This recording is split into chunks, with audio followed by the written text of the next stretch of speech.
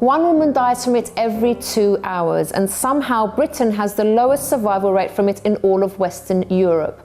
Join us in raising awareness for one of the deadliest gynecological diseases out there. Hello everyone, and welcome to the Chrissy B Show, the UK's only TV programme that's dedicated to mental health and well-being. And today we're going to be joining the fight to raise awareness for ovarian cancer, as it's Ovarian Cancer Awareness Month this March.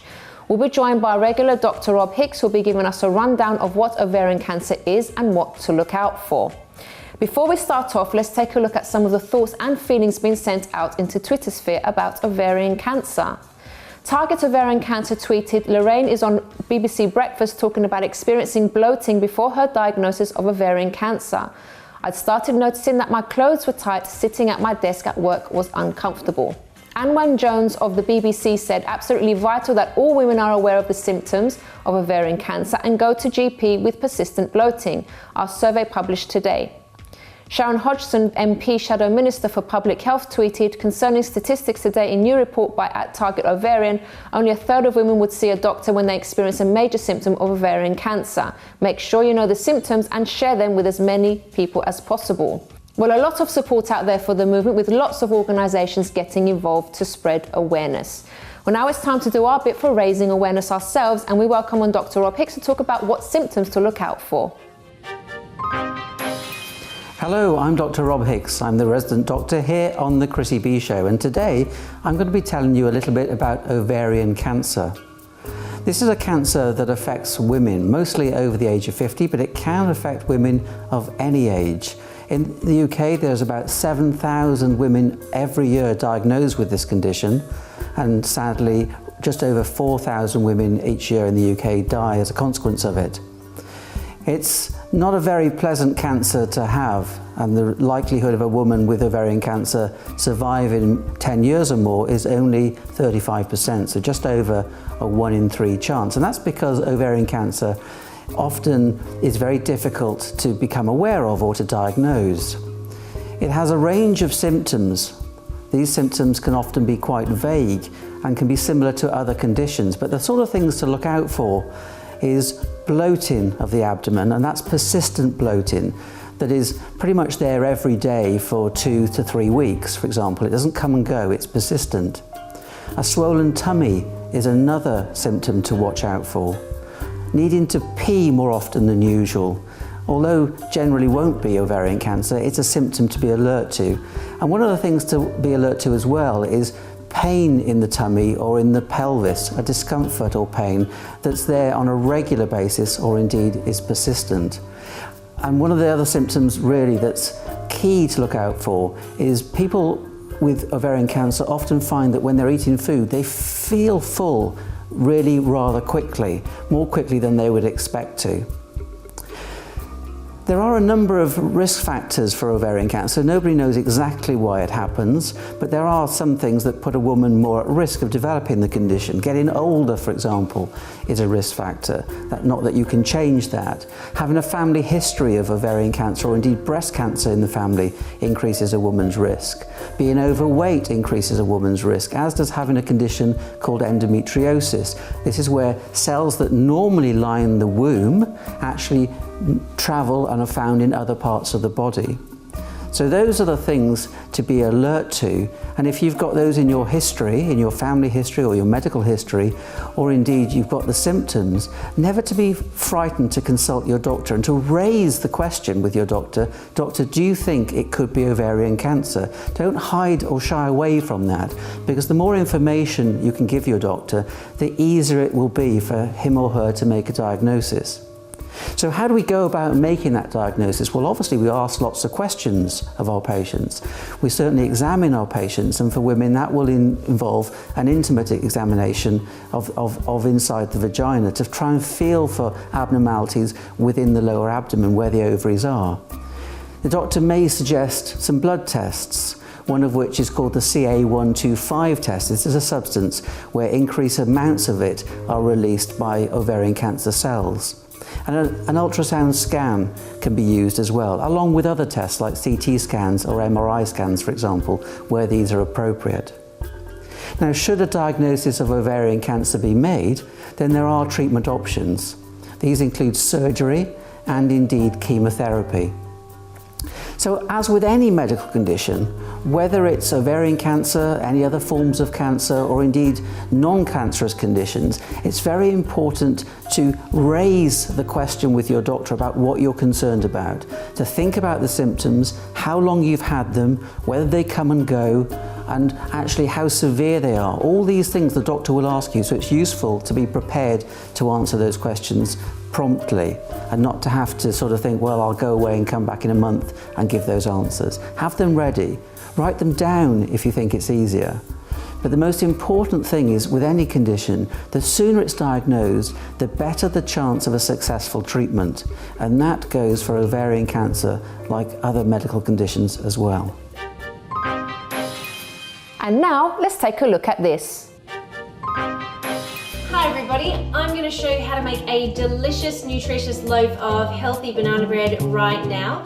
I love to make this one for my mum every Mother's Day, but it's really perfect for any occasion. So preheat your ovens to 180 degrees and let's get started. Banana bread. Perfect for breakfast or as a snack when made with health supportive ingredients like the ones in this recipe. Did you know most commercially sold banana bread contains artificial flavours and ingredients that aren't great for your digestive system?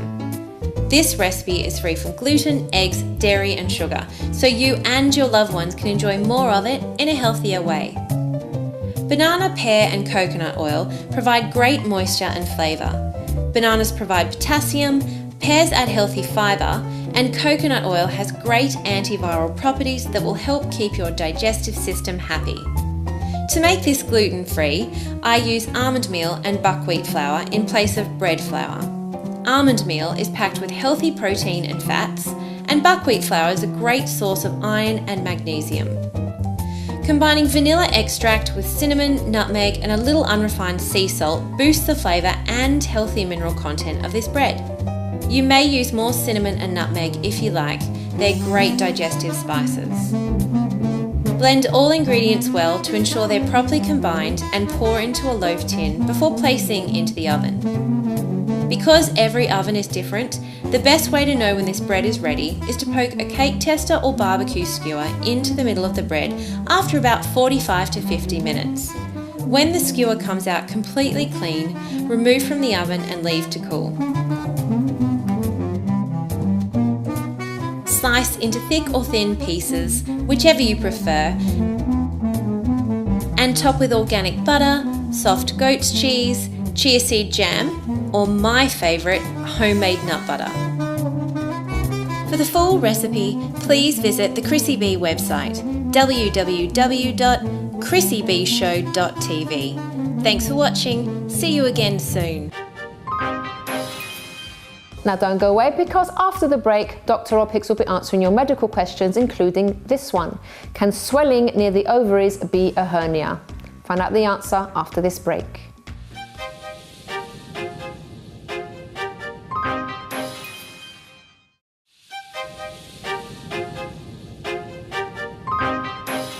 Welcome back to the Chrissy B Show, everyone. And now it's time to head back to Dr. Rob Hicks to answer all of your medical questions. So Rob, thank you so much, first of all, for enlightening everyone regarding ovarian cancer. That was really useful. Thank you, my pleasure. And now we have time for some questions as well. Yeah. So shall we fire away?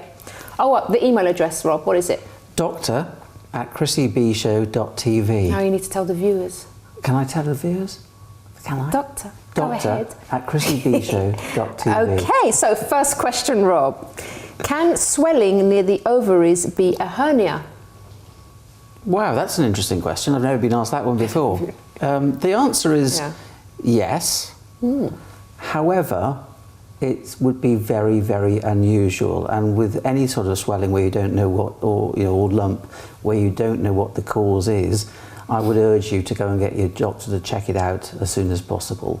The more likely causes of a lump in that area, so that's the lower pelvic area, is actually a fibroid, which is a non-cancerous lump that appears in the lining of the womb. It could also be an enlargement of your bladder. So there are a number of different absolute causes, and it's good thinking about the hernia, but it would be unlikely unless you've had an operation there, and actually the hernia is what we call an incisional hernia, where the part of the intestines are pushing out through the scar tissue. But I would urge you to get that checked out, please. Definitely. Next question, Rob. Why does it take so long for women to have smear tests in England?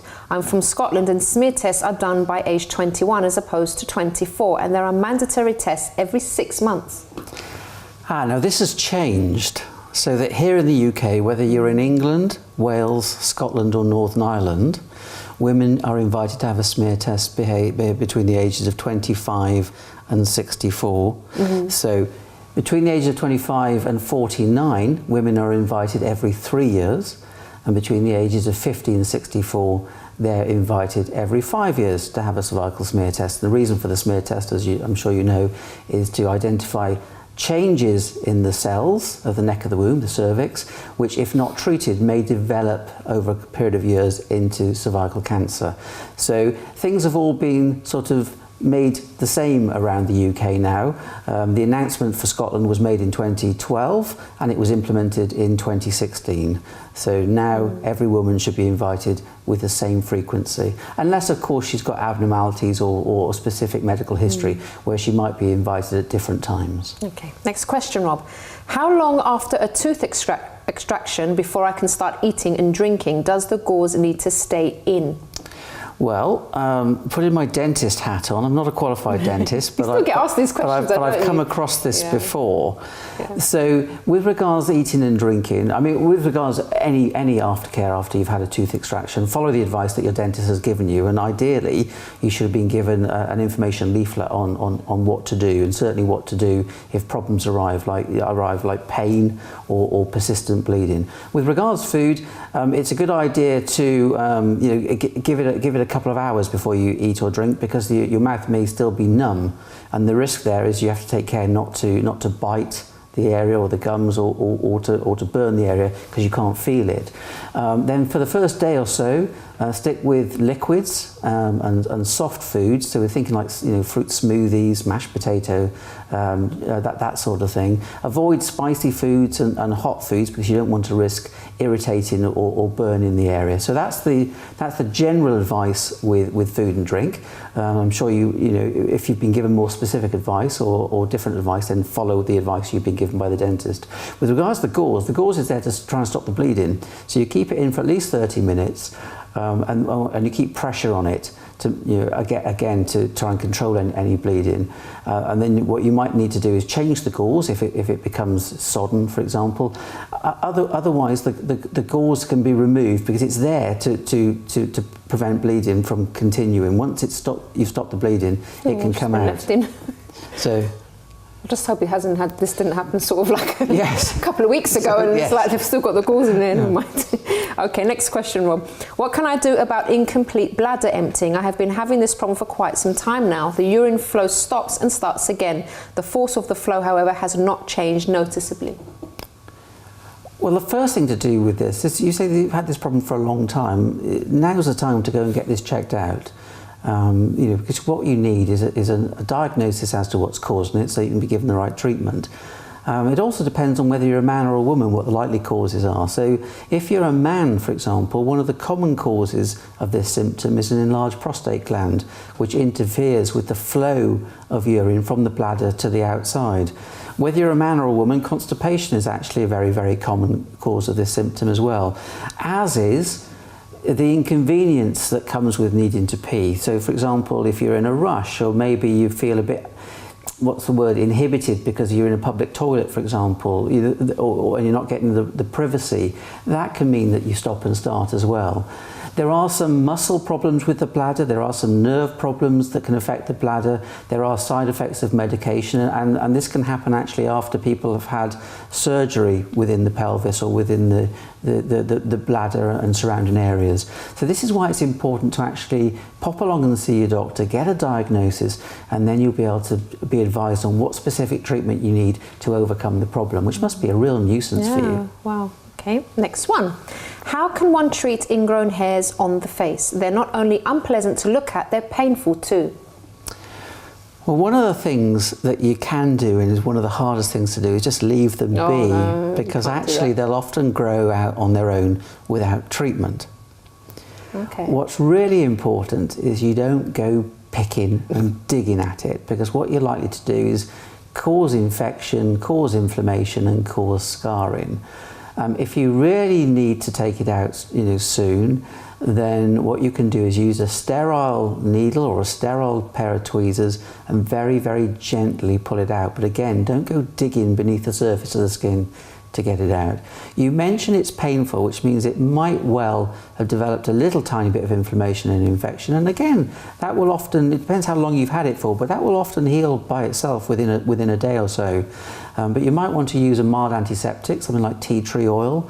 If that's not benefiting you or you're concerned, then yeah, ask your doctor to take a look, because sometimes it's a condition called folliculitis that does occasionally need some antibiotic treatment. But one of the most important things to do with these ingrowing hairs is not to fiddle with them too much, because that's likely to cause more problems than you want. Okay. Next one. What are my options for getting rid of scarring on my face near the nose? I was in a car accident and I'm recovering and worried about scarring as a result of the injury. If it does look like I'm going to scar, do I have a better chance of treating it now, soon after the injury? It's a good question. Very, very good question. I'm very sorry to hear you've been in a car accident, but I'm delighted to hear that you're recovering. And actually, the sooner you try and treat any potential scarring or any emerging scarring, the better. And the sorts of things that you can use are creams that contain vitamin C and vitamin E. Certainly some people use aloe vera gel on scars to their benefit. There is a product that can be purchased from the pharmacist, or is sometimes available on prescription here in the UK, called silicone gel, and that can aid the healing of scars and indeed make scars less obvious. And some people use natural honey on the area as well. That can act as an antiseptic, for example, and sometimes have other beneficial effects as well on scars. If you're concerned that, of scar development and you're seeing something, you're not quite sure what to do, then obviously ask your doctor to take a look in the first instance. But those are the sort of things you can try. But there's a very good chance that you won't scar in the first place. Okay. Next one, Rob. My husband is a chain smoker and has rapidly lost weight over the last 6 months. He's 61. I also think he's getting pale and his appetite isn't very good. Are these symptoms of lung cancer? It's been a long time since he's seen the inside of a doctor's office. When somebody is losing weight rapidly, and it's called it's unexplained, so they're not trying to lose weight, this rings alarm bells for me. That symptom alone would want me to urge you to get your husband to see his doctor as soon as possible. The fact that he's a chain smoker as well, and the fact that you think that that he's pale and that he's tired, obviously these symptoms can be caused by many different conditions. But yes, lung cancer is one of the many conditions that it could be. So I would want him checked out quickly. The other symptoms to watch out for with regards to lung cancer is a persistent cough that lasts for 2 or 3 weeks or more, a cough that is persistent that gets worse, chest pain or discomfort, particularly on coughing or breathing in. Coughing up blood is another sign. As you mentioned, tiredness and fatigue, unexplained weight loss, a loss of appetite. All these are symptoms that really need to get checked out promptly. Don't hang about, pop along to the doctor and get these looked at. Because if it should be a significant and a severe problem like cancer, then the sooner it's diagnosed, the better the chance of a successful treatment. Yeah, definitely. And the last question for today, Rob. When is it time to see a doctor about depression? I'm an older man and I've dealt with depression since I was a teenager. Sometimes it seems overwhelming, but sometimes I feel like I can really live with it. I've heard it can make it worse to go without help, but I don't want to take medicine if it isn't necessary. There's a lot of information in this question, isn't there? Here is a man sort of behaving like many of us men do, which is, I'll just put up with it, I can manage it. The reality is you've got depression and you don't have to live with this and you don't have to suffer with it. And let's get a few things out the way. There's no shame in you being depressed, and there should be no guilt. It's not your fault. We believe depression is caused by an imbalance of chemicals within the brain. And the other thing is, I would sort of say, stop being so macho about it, and actually get it treated, so that you're not having to live with it. You're not having to live with the fact that it comes and goes. And antidepressants may be necessary, but depending on the severity of your depression, counselling may be sufficient. Or if it's a mild depression, then more exercise may be all that you need. But I would really like it if you went along and asked your doctor for some advice and help on this, because really you don't need to live with it. No, I agree, Rob. Thank you so much, and we'll see you again next time. Yeah, thank you. And don't forget, everyone, if you have a question for Dr. Rob Hicks, all you need to do is email us on doctor@chrissybshow.tv. Well, coming up after the break, we'll be talking to Marilyn Hawes of Enough Abuse about some of the psychology behind child abuse and why some abusers do what they do. It will be quite a harrowing topic, so please be aware. We'll see you after this.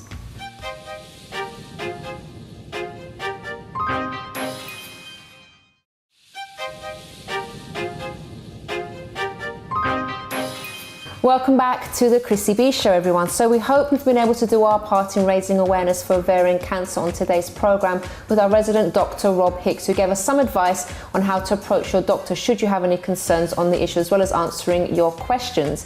But now it's time to talk about another serious issue facing people in the UK today. We welcome on our regular guest, Marilyn Hawes, founder of Enough Abuse, to talk about the mentality of abusers and why many of them do what they do. And this is a warning for everybody. It could be some quite harrowing information here, so please be aware of that. Welcome to the show, Marilyn. Thanks for asking me back. Thank you so much for being on, because I know that the topics that you cover are difficult to hear, but extremely necessary, because we really can't bury our head in the sands on this. No more, no. This has to be the last taboo. It's all around us, so ignoring it, being in denial about the reality doesn't help. In fact, you're playing into the hands of the people that are doing the crime.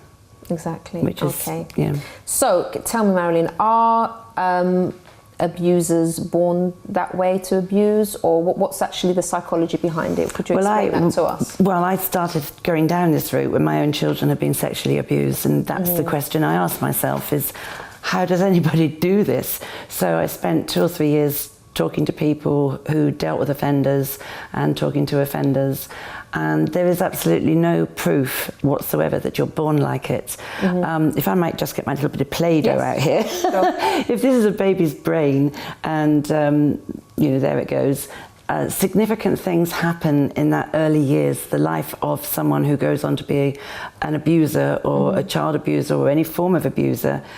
Let me just say right now, please, I am not saying if you were abused, you are going to end up an abuser, because that is absolutely not the case, and there's no proof that that would happen. There are so many factors that come into play.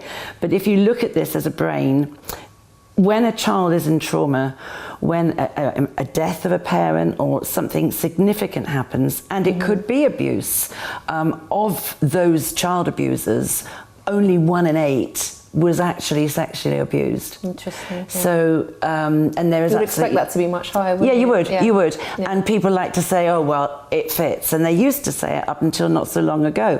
But 1 in 8, says the Institute of Health. So, what happened to the other 7 out of 8 that went on to be child abusers? So, some of it could be other forms of abuse. Could be physical, verbal, whatever, and some of it can be something really traumatic, a significant event in that child's life. For example, maybe you've been very happy and then your parents are killed on the motorway.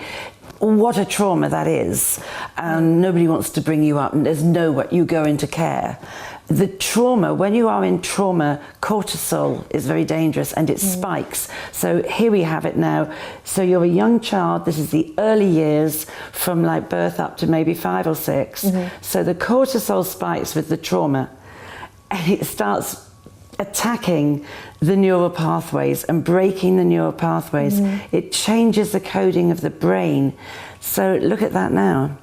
So verbal abuse, physical abuse, neglect, other factors as well, that person is just sort of brought down. It starts school with this mashed up brain. And I mean, I'm a former teacher. You know, until I knew all this happened, I can remember looking at children and going, oh, another antisocial one, you know, going back to the, to the 80s, 90s. And you think, well, and the argument then was, oh, you know, oh, look at the home situation. But nobody actually really looked at it. And now we need to start drilling down, instead of saying, you know, oh, you know, what's going on? We need to be saying, what has happened to that child? Exactly, yeah. You know, what punched a hole in that child's soul that made that child become like that? Now, if you've had that in your early years, your whole experience of a loving relationship is impaired, isn't it? You've been sworn at, you've been thumped around, you maybe have been sexually abused, you've been neglected, you know, all sorts of other stuff. So when that child starts school, the person's emotions and their experience of a loving relationship is not sound. It's not healthy. So this is out of kilter, this is out of kilter. When that child gets to about 10 or 11 and the testosterone is pumping gas, nothing's lined up properly. It's all out of sync. So that person then steps back and steps back again. Hence children. The attraction, the testosterone is attracted to children because this is frozen. This hasn't developed. This hasn't moved on. And that's why early intervention is so important. If we can, and we should be, looking at early intervention in a proper sense and thinking, that child, what has happened to that child? Why? Why is that child kicking off like it is? Why has that child got overly sexualized behaviors? Why is it outside the bandwidth of what we would normally be looking at? And then we have to look at it and look at it properly, because it is quite possible for these neural pathways to be repaired.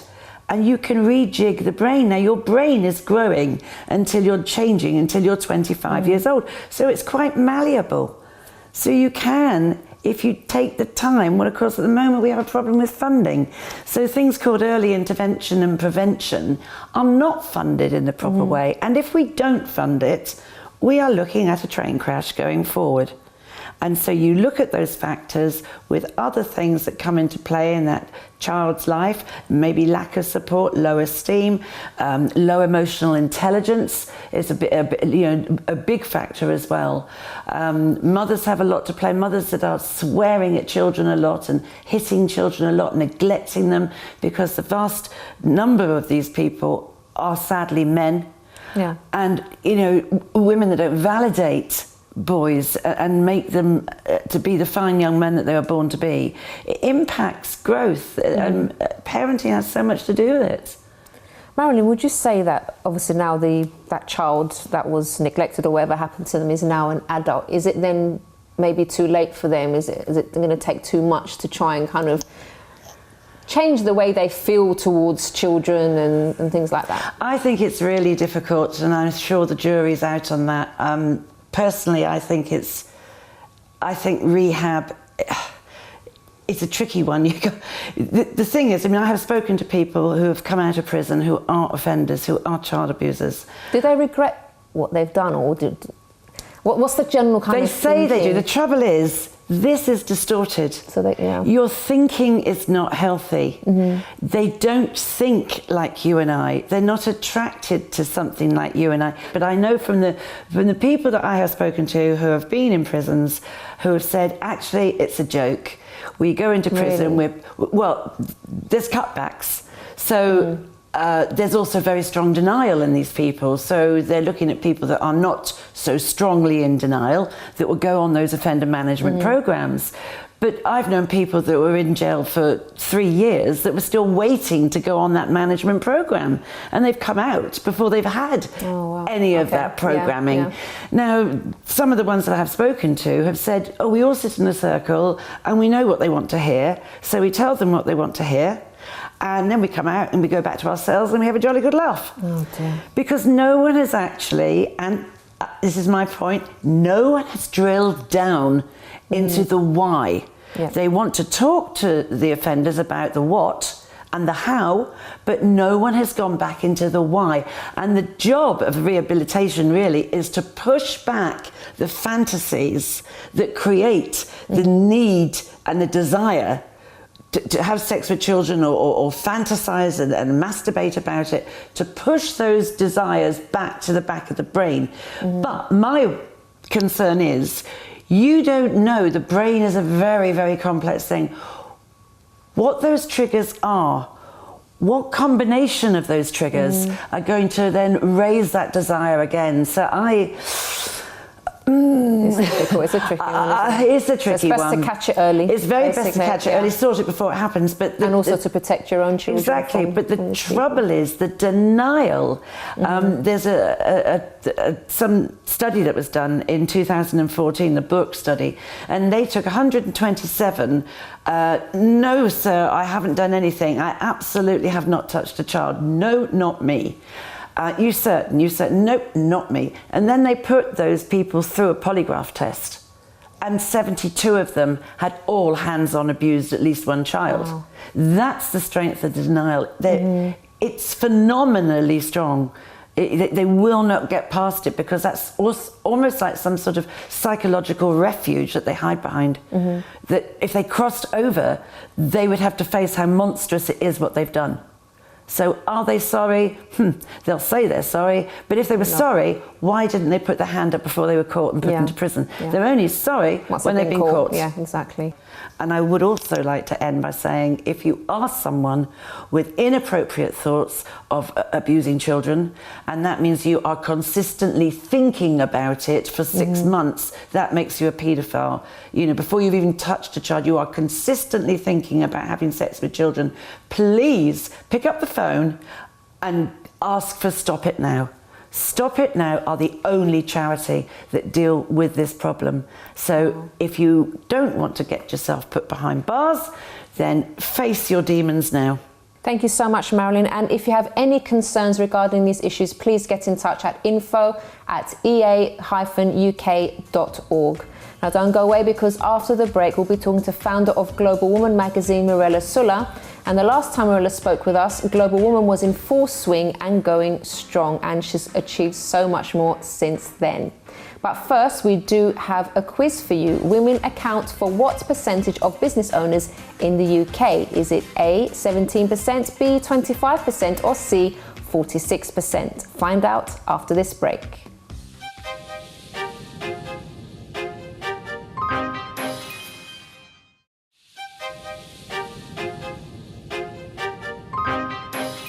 Now, before we go over to our final guest, before the break I asked you, women account for what percentage of business owners in the UK? Is it A, 17%, B, 25%, or C, 46%? Well, I can tell you that the answer is A, 17%. That's right, women only account for a small portion of business owners in the UK. Men are twice as likely to own businesses as women. However, there is some good news, with the early 2000s seeing an unprecedented 80% increase in the amount of women starting their own businesses.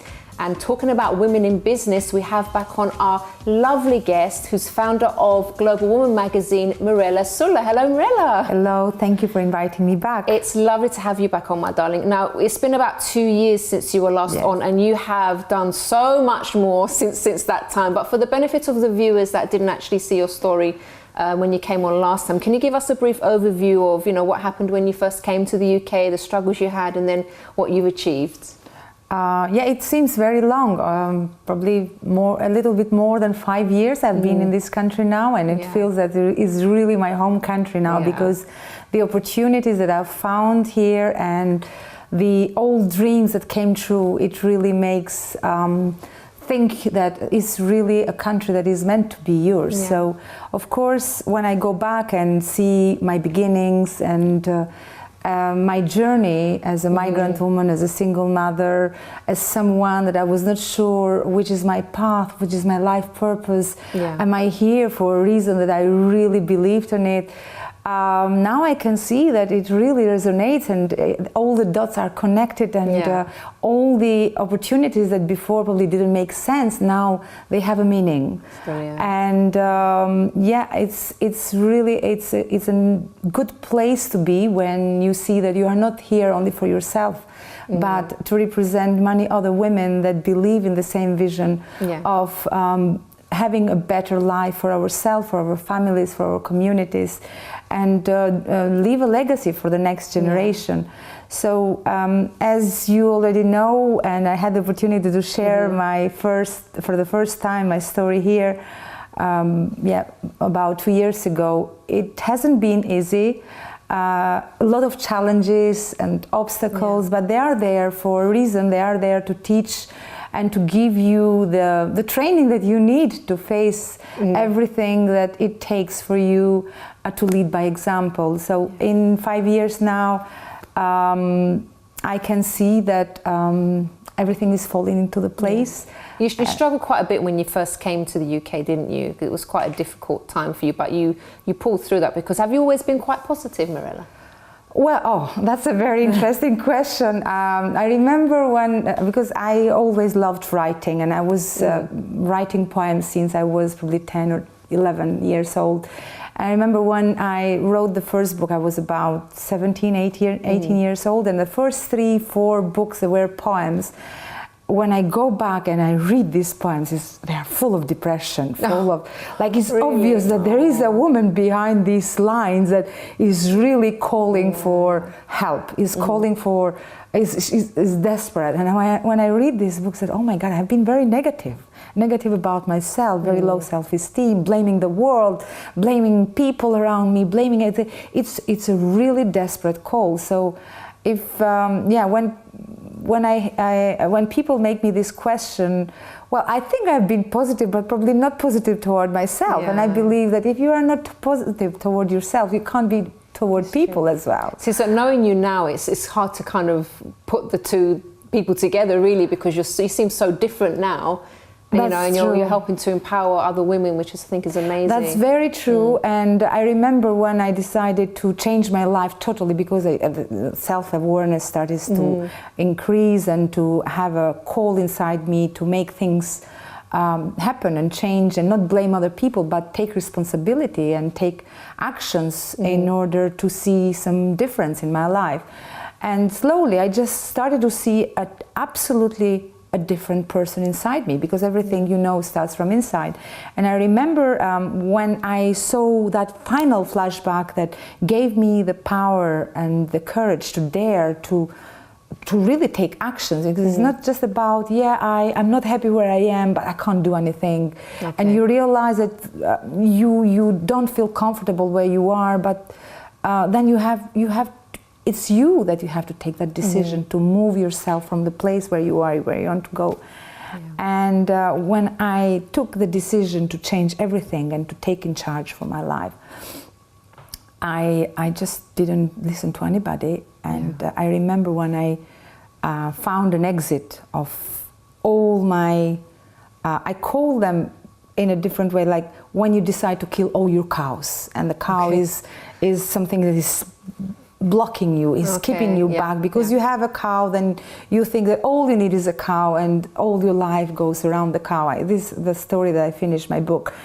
And then when I decided to find all the exits and close all the doors that bring me back, and probably the most difficult door and the hardest one, and something that it really made me to think and find a way how I'm going to face it, was when I decided to divorce my ex-husband as well. So I remember very well when I told him, I said, look, I don't blame you. You probably are thinking what happened to me, but that woman that you married doesn't exist anymore. It's not me anymore. I don't live anymore in that woman that you remember.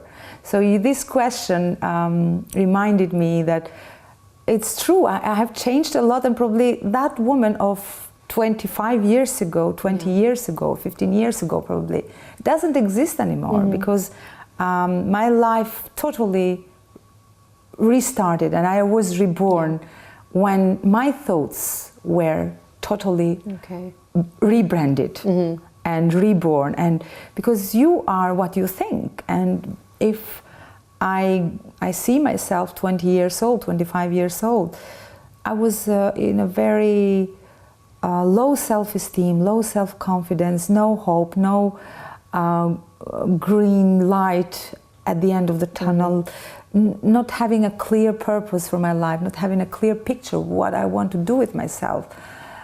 And that's why I'm so happy that I gave myself a chance to reborn again. And you didn't just give yourself a chance, Mirela, actually, because I've been to some events of yours, and I see the way you actually encourage women. At one of the breakfast club that you have, you just basically give a woman a microphone and you get them to talk. And I was seeing at the event I was at, I was seeing some ladies so nervous to get up there and start talking, but then you could see the confidence coming. It's like you kind of push them. Sometimes some of them don't really want to do it, but you kind of push them in a nice way. It's more of an encouraging way to let them know, look, you can do it. Just speak for a little bit. And you find that most of them just start talking and talking and talking. They don't stop. So it's something that you haven't just kept for you. You've actually spread that. And I think it's amazing how you are actually encouraging women and men actually now as well to actually get up there and see how many amazing things they have to offer to other people. To be honest, that's so true, and this is like a magic thing that happens to you when you discover something that is working out with you and is really good. Then you can't be in peace until you see that you are conveying the same thing to other people. So when everything that I wish for myself, I want everybody have. Yeah. And when I saw, because I'm doing my PhD in domestic violence in psychology, and I've studied a lot about what a woman needs and why a woman stays in an abusive relationship, what makes her to stay and what makes her to leave. And also in the other side, working with many women that they are getting empowered every day, but still they don't have that comfortable place where they feel safe and free to speak their voice, and probably they feel that they are not good enough, they will be judged, they will be criticized, they will be in a place what other people will think about them. So this is a space that I really wanted to create. And when I saw women coming at the beginning, hesitating, not sure if they have a story to share, not sure if they have the confidence to come on stage. But I could see it myself. The more I was given the chance to speak my voice and share my story in front of the audience, the more I was building my confidence. And I thought, this is what a woman need. So, and probably you are so right, and you have seen it.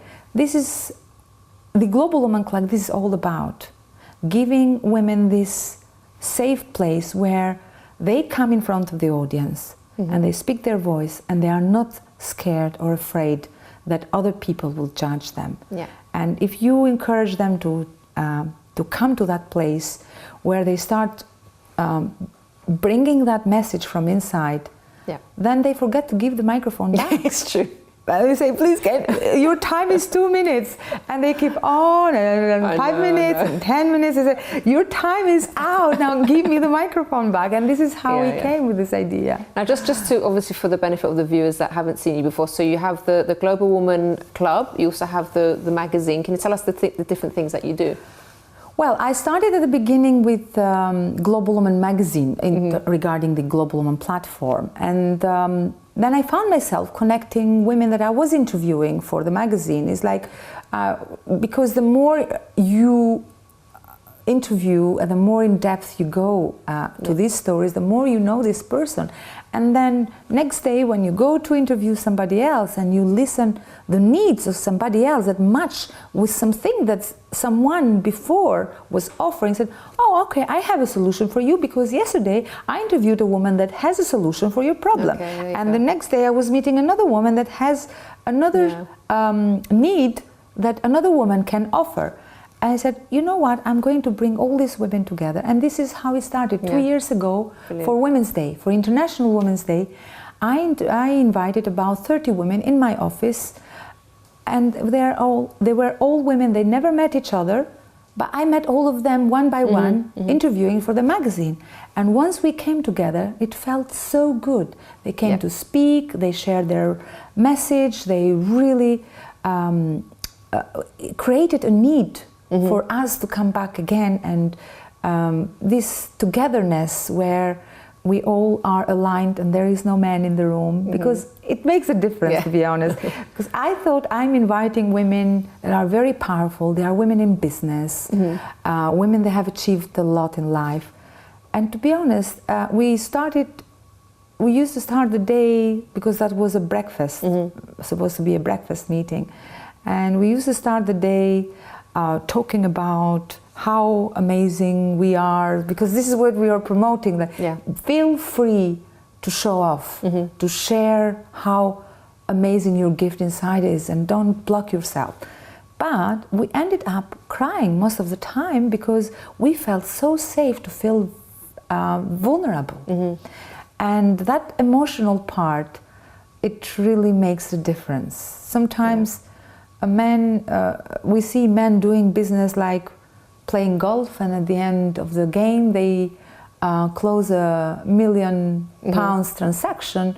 But we come together, we open up, we do some selfies, and we do some poses, and at the end of the game, we do some transactions as well. So eventually. So it's we're still running out of time, but I could talk to you all day. But can you just tell us very briefly now, what do you have coming up? Yes, so we have now, Global Woman Club has reached 17 countries. Amazing, wow. So in 2 years, we really have been bringing together voices of women all around the world, that they really resonate with the Global Woman platform. And it's really nice seeing women supporting, really genuinely supporting each other. Then, of course, we have events in all these countries that Global Woman Club is represented, and we have big plans for the Global Woman Summit in July in New York as well. So it's amazing stuff, Mirela. Wow, I'm sure when you come on again, you're going to have lots more to share with us. Thank you. Thank you so much for sharing everything with us and Thank you for inspiring our having viewers. me. Brilliant. All right, everybody, we have reached the end of today's program, but don't forget, if you have a story that you would like to share, you can do so by emailing us on info@chrissybshow.tv. You can also tweet us at Chrissy B Show, or leave a message on our Facebook page, The Chrissy B Show. Until next time, bye for now.